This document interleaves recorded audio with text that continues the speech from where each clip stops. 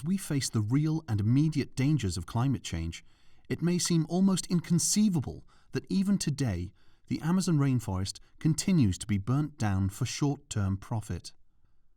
Not only do these rainforests play an essential role in helping to keep our planet cool, but their intentional burning releases tons of stored carbon into our atmosphere, leading us ever closer to the worst effects of climate change. These precious rainforests, rich in biodiversity and home to millions of indigenous people, serve as the biological heart of our planet. The push and pull of the water cycle of these forests feeds rivers and lakes around the world. If the Amazon were ever to disappear, it would have a catastrophic impact on the planet, as well as all life on Earth, which makes its intentional destruction even more alarming. While we may be quick to target our collective rage at those on the front line of its destruction, whether it be the farmers, the loggers, the large corporations, or the politicians who all seek to extract these resources for short-term financial gain, we may overlook our collective responsibility for the Amazon's welfare. With much of the rainforest being cleared to make way for cattle grazing and cash crops to meet our demands for meat, coffee, cocoa, palm oil and rubber, we all share some collective responsibility for the Amazon's slow decline.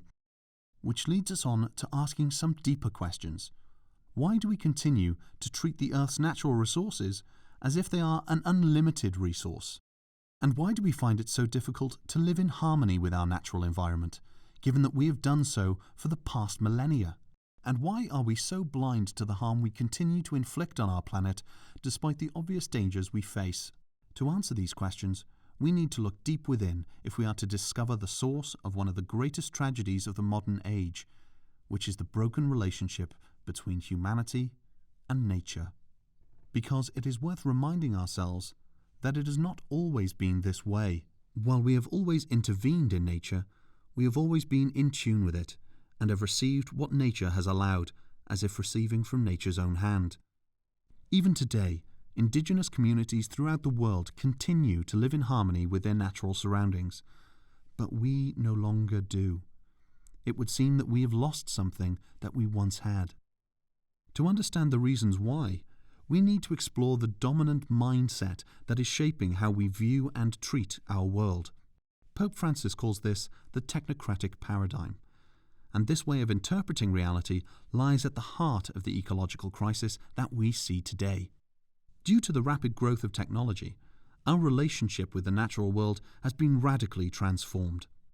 Instead of seeing ourselves as part of an interconnected, relational, and complex ecosystem whereby we live in harmony with our natural surroundings, through the technocratic paradigm, we see ourselves as autonomous from the natural world. Through this one-dimensional view of reality, our natural world no longer holds intrinsic value, but rather its value is measured in terms of the profit it provides. As a result, rainforests are felled, fossil fuels extracted, natural resources mined, and the planet is squeezed dry beyond every limit. Through technology, we have never had more power over ourselves or our natural surroundings, and there is little evidence that this power has been used wisely. As the ecological crisis deepens, there is a growing awareness that scientific and technological progress cannot be equated with the progress of humanity. Our mastery over nature has not been tempered by ethics, culture, or a spirituality capable of setting limits and self-restraint. This is why a new way of thinking is urgently required, one that moves away from a one-dimensional view to an integrated way of thinking. This would involve a broader vision, one that includes morality and insight, justice and mercy, truth and love, and above all, wisdom. And this wisdom, which is still held by Indigenous communities who continue to live in harmony with their natural surroundings, is urgently needed for our times.